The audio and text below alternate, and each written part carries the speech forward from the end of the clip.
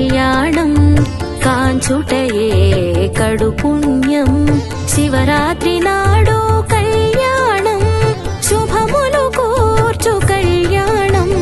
శివ పార్వతుల కళ్యాణం లోక కళ్యాణం పరమార్థం శాంతి కళ్యాణం ఆనందం శ్రద్ధగా వినుమా ధన్యతనందగా శివ పార్వతుల కళ్యాణం కాంచుటయే కడు పుణ్యం